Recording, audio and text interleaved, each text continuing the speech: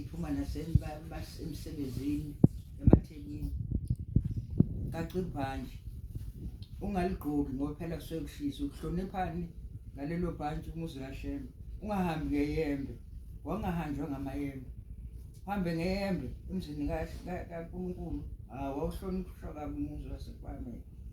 Gaca ibhantshi uhambe-ke phakathi komuzi, ungabe uyaphi uya la uyakhona.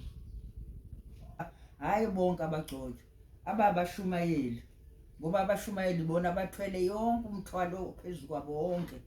Abafundisi abathwele nabavangeli abathwele njengabashumayeli.